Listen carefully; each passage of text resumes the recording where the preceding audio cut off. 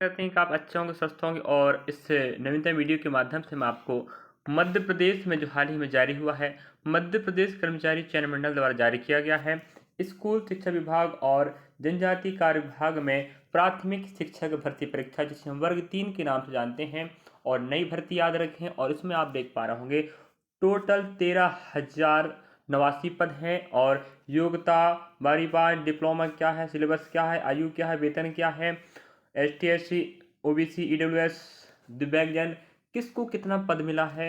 और आवेदन ध्यान रखें 18 जुलाई से चालू होने वाला है, जो 1 अगस्त तक जाएगा और 6 अगस्त तक आप संशोधन कर पाओगे। उसके बाद आपको पेपर की डेट के बारे में याद रखें, 31 अगस्त से पेपर शुरू हो जाएगा, संभावित तारीख है। और रही बात यहाँ पर, इस वीडियो की जानकारी आपको हमारे डिस्क्रिप्शन बॉक्स में लिंक में हम लगा देंगे, वहाँ जाके आप देख लीजिएगा।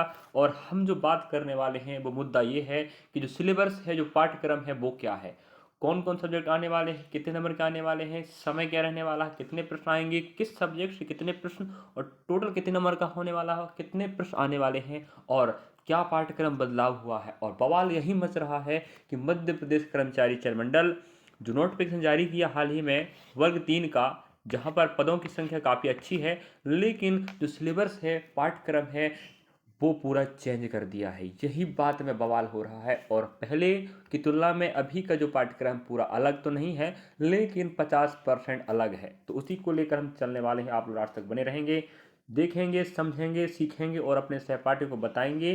जो बच्चा गांव तरफ का है, ग्रामीण एरिया का, उसको पता नहीं चल पाता भर्ती आई है नहीं आई, तो बता दो भर्ती आ चुकी है। अगर आपने पात्रता परीक्षा क्वालिफाई करके बैठा है, समझे, पात्रता परीक्षा, तो आप चयन परीक्षा दे सकते हैं। जो पात्रता वाला नहीं, ध्यान रखें, चयन परीक्षा है, चयन परीक्षा। तो चयन परीक्षा 13,089 पदों के लिए हो रही है और 31 अगस्त से पेपर चालू हो जाएगा। तो इसकी वीडियो आपको हमारे डिस्क्रिप्शन बॉक्स में मिल जाएगी, व न्यू अपडेट वाले लिस्ट में भी आपको मिल जाएगा। लेके चलते हैं आपको हम पाठ्यक्रम को लेकर जो बातें करने वाले हैं उसको। और वैसे आप देख पा रहे होंगे कि ऑफिशियल नोटिस है और रूल बुक है, और हमने पूरा रूल बुक बताया। जैसे आपने अब इसके पहले देखा थंबनेल में, हमने जो थंबनेल के माध्यम से आपको दिखाया, पूरी जानकारी याद रखें, पूरी संपूर्ण जानकारी जो आपको चाहिए, पूरा डिटेल आपको मिल जाएगा वीडियो में। पूरा आपको हमने रूल बुक समझाया जो काम लायक है, आप देख पा रहे होंगे। रूल बुक ऑथेंटिक याद रखें, पूरी प्रक्रिया आपको बताया है। फॉर्म कब फिल होगा, लास्ट तारीख कब होगा, संशोधन कब होगा, लास्ट संशोधन कब होगा, फीस कितना लगेगा, योग्यता कितनी होनी चाहिए, पाठ्यक्रम क्या है, पैसा कितने मिलने वाला है, किस पद, कौन कौन सी कैटेगरी में कितने पद हैं, किस वर्ग में कितने पद हैं, और बैकलॉग पद कितने हैं, जनजाति कार्य विभाग में कितने पद हैं, पूरी आपको जानकारी मिल जाएगी हमारे प्लेलिस्ट वाले वीडियो में। चलिए, मतलब आप डिस्क्रिप्शन बॉक्स में लिंक लगा है, आप जाके देख सकते हैं। हम लेके चल रहे हैं आपको पाठ्यक्रम। हाँ, तो आप देख पा रहे होंगे जिसकी हम इस वीडियो में बात कर रहे थे, जो मेन मुद्दा था वो आपका है परीक्षा योजना एवं पाठ्यक्रम। और विद्यार्थी ध्यान रखें, फॉर्म आपको समय तय सीमा समय चाहेंगे, समय तय सीमा पर आपको फॉर्म फिल करना है, ध्यान रखें। उसके पहले आपको फॉर्म फिल कर लेना, मतलब 1 अगस्त के पहले कुछ भी हो जाए, क्योंकि जो मध्य प्रदेश कर्मचारी चयन मंडल का जो वेबसाइट है, बहुत धीमा चलता है और सर्वर डाउन चलता है। तो आपको प्रयास करना है, शुरुआत से ही आपको शुरुआत करना है चालू करने का, ये नहीं आज करें कल करें। अगर आपके साथ कोई सहपाठी है जो पता है कि जो चयन परीक्षा देना चाह रहा है, या जो पात्रता परीक्षा क्वालिफाई करके बैठा, उसको अवगत कराएं कि भाई गांव का है, चलो आपको फॉर्म फिल करना है, डेट आ चुकी है, इस डेट को होना है। तो आपकी जिम्मेदारी बनती है कि आप सबको लेके चलिए, नहीं कि वो मेरा साथी है, मैं उसका क्यों विकास चाहूँ, मैं उसको नहीं बताऊंगा तो पेपर नहीं देगा, तो उसकी सीट हमें मिल जाएगी, ये नहीं सोचना आपको। चलिएगा, तो यहाँ पर हम बात कर रहे हैं प्राथमिक शिक्षक चयन परीक्षा हेतु जो पाठ्यक्रम है। आप देख पा रहे हो, परीक्षा योजना एवं पाठ्यक्रम। योजना मतलब होता है कि किस प्रकार से डिवाइडेड है, प्रत्येक विषय का कितना प्रश्न आएगा। ये हमने पिछले वीडियो में बताया था, लेकिन आपको डीपली नहीं बताया था। देखो, 2025 की बात कर रहे हैं, जो पहले का नोटिफिकेशन था, या कह सकते हो पहले जो सिलेबस चलता था, वो बदलाव हो गया है। इस कारण से मुझे बताना पड़ रहा है, नहीं तो आप वहीं पढ़ते बैठ जाओ और पेपर में कुछ ना फंसे। जैसे बात करें, आप देख पा रहे होंगे क्या, हिंदी भाषा, हिंदी लैंग्वेज का याद रखें 15 प्रश्न आने वाले हैं, और कुल 15 नंबर का होगा, मतलब प्रत्येक प्रश्न 1 नंबर का होगा। ये बात आपने समझा। हिंदी को आपको पढ़ना पड़ेगा, क्या पढ़ना है ये भी बताऊंगा, लेकिन हिंदी आएगा 20 नंबर का, नहीं 15 नंबर का। 15 प्रश्न 15 नंबर के, और क्या पढ़ना है सब बताया जाएगा। अंग्रेजी की बात करें, इंग्लिश लैंग्वेज, अंग्रेजी भाषा में आपको 15 प्रश्न आने वाले हैं, ठीक है, और 15 नंबर का रहेगा। इसका मतलब क्या हुआ कि भाई 15 ही आपको क्या पढ़ना है, आपको प्रश्न पढ़ना है, 15 नंबर का रहेगा। और नेक्स्ट बात कि आपको बात आती गणित की। गणित में भी आपको 20 प्रश्न आएंगे, 20 नंबर के, मतलब प्रत्येक प्रश्न 20 नंबर का रहेगा। मतलब मैथमेटिक्स की बात करें, जो गणित है जिसे आपको पढ़ना पड़ेगा, बहुत अच्छा पोर्शन है। आप देख पा रहे होंगे 20 नंबर भाई मायने रखता है, 20 प्रश्न आपको बनाना है। नेक्स्ट साइंस की बात करें तो आप देख पा रहे होंगे साइंस में अपने पास 30 प्रश्न आने वाले हैं, 30 नंबर के। मतलब ये तो सबसे ज़्यादा बड़ा पोर्शन कहला रहा है। तो आप अगर साइंस बैकग्राउंड के विद्यार्थी हैं माना जाए, तो आपको साइंस दिक्कत नहीं जाएगी पढ़ने में, लिखने में, समझने में। कुछ आर्ट वाले होंगे, कुछ कॉमर्स वाले होंगे, अदर बैकग्राउंड के विद्यार्थी जो होगा उसको तकलीफ होने वाली है कि साइंस कैसा करूँ मैं, है कि नहीं। और अगर आप नेक्स्ट बात आती है समाज विज्ञान, मतलब सोशल साइंस का आपको 20% मिलेगा, 20 नंबर का। टोटल कुल की बात करें तो आप देख पा रहे हैं कुल आपको मिलने वाला है 100 प्रश्न, और आपको जो पूरा नंबर का होगा वो 100 का ही होगा। मतलब टोटल 100 नंबर का प्रश्न आएगा, 100 नंबर का पेपर होगा। और हमने बताया 15 की हिंदी, 15 की अंग्रेजी, 20 की गणित, 30 की आपका विज्ञान हो गया, और 20 का आपको सोशल साइंस। अब बात आती है, अब आप ये तर्क लगाइएगा, पहले जो आपका पहला आपका क्या था, बाल विकास। क्या एक विषय था, याद रखें पहले के सिलेबस के अनुसार, बाल विकास, बाल विकास। ठीक है। नेक्स्ट अपना क्या था, पर्यावरण। ठीक है। एक अपना क्या था, संस्कृत। अब ये बताओ, जो बच्चा पहले के पाठ्यक्रम को लेकर चल रहा था कि भाई हमने प्री निकाल लिया, मतलब पात्रता परीक्षा, जल्द उसकी पेपर होने वाली है, हम उसमें क्वालिफाई तो हम पात्रता में कर ही लिए हैं। अब हमें पेपर दे, फॉर्म फिलअप करने का हमें हमारे पास अवसर रहेगा, हम चयन परीक्षा में फॉर्म फिल करेंगे, तो हमें पिछले साल के अनुसार पाठ्यक्रम लेके पढ़ना पड़ेगा, क्योंकि वही तो पाठ्यक्रम पूछेगा ना भाई। तो हुआ इस बार क्या, पूरे पाठ्यक्रम में फेरबदल कर दिया, पाठ्यक्रम में फेरबदल कर दिया, समझे नहीं। कुछ नए सब्जेक्ट जोड़ दिया और कुछ को निकाल फेंक दिया। अब यहाँ बात आती है, जो आप देखा वो तो होंगे आपके 5, आपको क्या मिलने, 5 सब्जेक्ट का तो टेस्ट होगा आपका 100 नंबर का। अब बात आती बाल विकास, जो बच्चा पहले समय के अनुसार या जो पहले पाठ्यक्रम को लेकर तैयारी कर रहा था, कोर्स लेके बैठा था, उसका अब क्या होगा, कालिया। कौन कालिया, मध्य प्रदेश कर्मचारी चयन मंडल और स्कूल शिक्षा विभाग और आपका जनजाति कार्य विभाग। क्यों, रूल बुक बनाने का काम मध्य प्रदेश कर्मचारी चयन मंडल का नहीं है, ये विभाग का काम होता है। विभाग ही कहता है, जो रूल बना के देगा वही रूल जगह करता अपने वेबसाइट पे डालता है, और उसी आधार पे पेपर बनवाता है, और उसी आधार पे प्रश्न पत्र में तैयार होता है, पेपर दिया जाता है। तो बाल विकास गया भैंस पानी में, पर्यावरण गया भैंस पानी में, संस्कृत गया भैंस पानी में। ये बताओ, ये बच्चे जो बाल विकास, पर्यावरण और संस्कृत पढ़ रहे थे, वो क्या घर में अचार डालेंगे इस चीज़ के। अब बड़ी बड़ी संस्थाओं ने इसका कोर्स बेचा और बच्चों ने लिया और ख़रीदा और पढ़ रहे थे। बताओ कि हम बाल विकास में हमारा पकड़ अच्छा है भाई, पर्यावरण मेरे को अच्छा आता है, नहीं मेरे को संस्कृत अच्छा आता है, हम इनमें अच्छे स्कोर कर लेंगे। इन्हीं 3 विषयों को हटा दिया। अब बताओ, इस पर वीडियो नहीं बनाया तो क्या बनाए। बहुत से शिक्षकों ने इस पर वीडियो बनाया होगा और अवगत कराया होगा आप लोगों को। हम तो कहते हैं कि अगर आप मध्य प्रदेश के शिक्षक हैं, और शिक्षक हैं तो आप भी सपोर्ट करें, चाहे कोई भी एकेडमी को हो, चाहे आप छोटे एकेडमी, चाहे बड़े हो, ऑफलाइन ऑनलाइन सपोर्ट करें इन बच्चों का। आवाज़ उठाएं यूट्यूब के माध्यम से, ट्विटर, जो भी सोशल मीडिया के माध्यम से बच्चों की आवाज़ सरकार व शिक्षा विभाग और जनजाति कार्य विभाग के कानों तक पहुंचनी चाहिए कि जो आपने किया वो गलत किया है, इन बच्चों के साथ अन्याय होगा। वो संस्कृत पढ़ रहा था, अब उसका अचार डालेगा, वो क्या करेगा। पर्यावरण पढ़ रहा था, अचार डालेगा। बाल विकास पढ़ रहा था, अचार डालेगा। क्यों, पेपर में आने वाला नहीं है। जो मेहनत लगाया, जो क्लास लिया, अटेंड किया, वो दिमाग में जो डाटा एंटर करके बैठा था, पेपर आएगा तो बढ़िया करूँगा, अब उसका कोई काम कर नहीं रहा। हम यही दरख्वास्त करेंगे विभाग से और मध्य प्रदेश के मुखिया से, मुखिया तक आप लोग आवाज़ पहुँचाओ भाई, तब काम बनेगा। अगर हम कहते हैं, अगर आप पिटीशन लगाते, आची का याद रखें, अगर आची का लगेगी, हम अपनी राय बता रहे हैं, हम भाई बड़ा एकेडमी तो है नहीं है, हम जितना प्रयास कर सकते हैं बच्चों को बताएंगे कि जो अन्याय है वो अन्याय हो रहा है और आप झेलोगे, ये हमें पता है।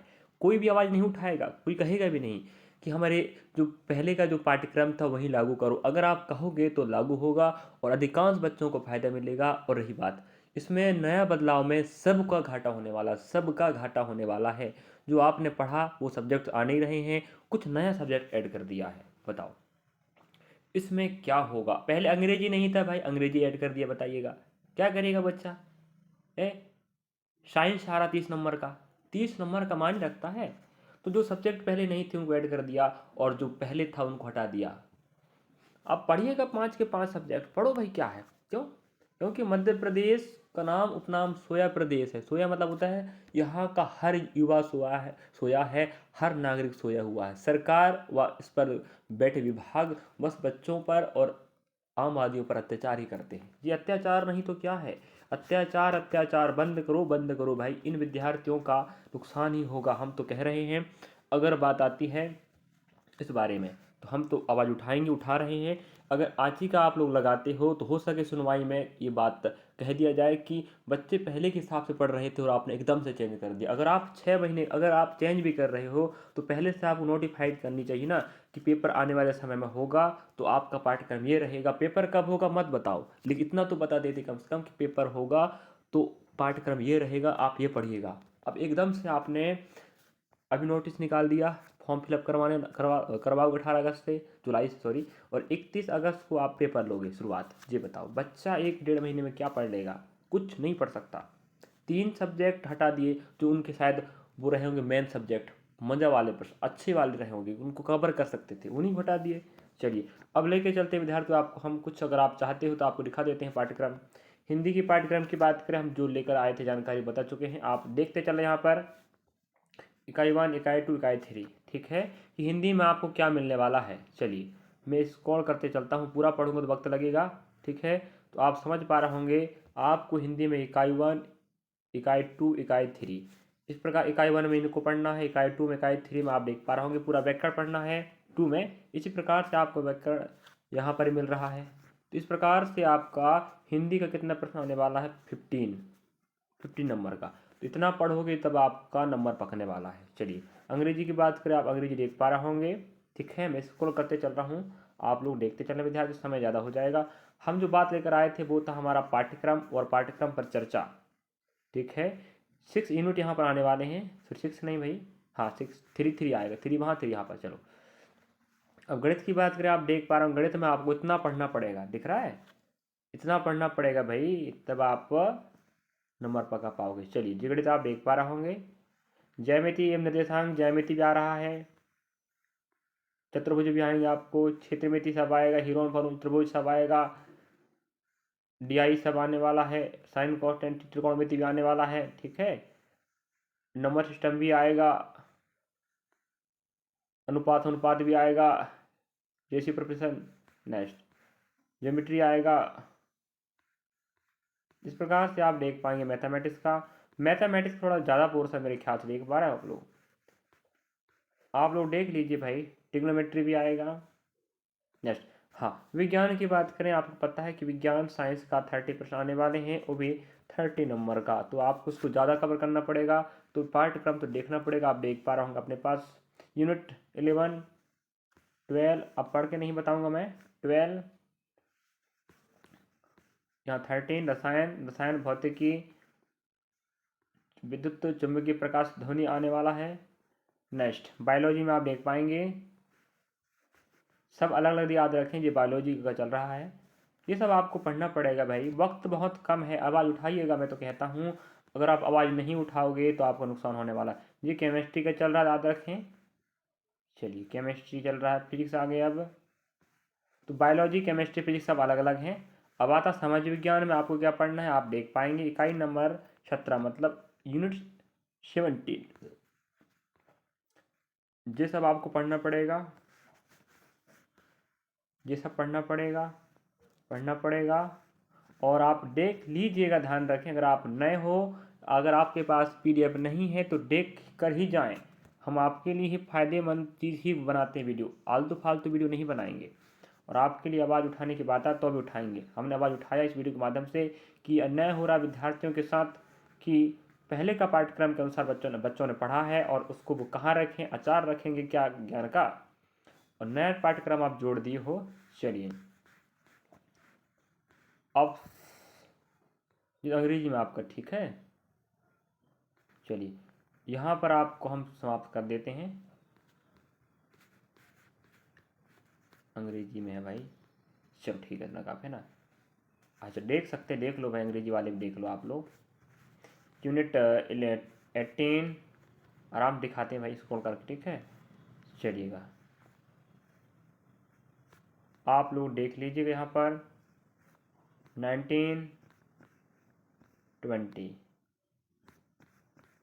चलिए यहाँ पर समाप्त होती है और हम पाठ्यक्रम चर्चा कर रहे थे और आपने शायद देख लिया पाठ्यक्रम को, ठीक है। और हम उम्मीद कर रहे हैं कि आप लोग समझ जाओगे और बेहतर प्रयास करोगे। अगर आपको बदलाव नहीं करवाना है तो आप पढ़ाई पर लग जाओ, अगर बदलाव करवाना है तो थोड़ा सा अपने लिए, हक के लिए लड़ाई करना सीखो। घर से बाहर निकलो, आचिकाएँ लगाओ और आंदोलन करो कि हमारे साथ अन्याय हो रहा है, हमारा पाठ्यक्रम बदलाव किया जाए, या हमें बदलाव हुआ है तो हमें समय दिया जाए 6 महीने, 7 महीने, 8 महीने का, जिससे हम उस समय में पढ़ाई कर सकें। ये तो बहुत अन्याय हो गया भाई। चलिए मिलेंगे नेक्स्ट पार्ट में। विद्यार्थियों वीडियो अच्छा लगा तो लाइक करेंगे, सब्सक्राइब करें, शेयर करेंगे, कमेंट बॉक्स कमेंट करें। और आप तैयारी करने वाले विद्यार्थी हो तो भी बता दें, हम तैयारी करवाते हैं। रेलवे की तैयारी चल रही है, एनटीपीसी स्नातक लेवल के साथ साथ 12th लेवल की भी, और रेलवे की सभी भर्ती परीक्षाओं में आपको वीडियो या जो डाटा पढ़ा रहे हैं काम लायक है।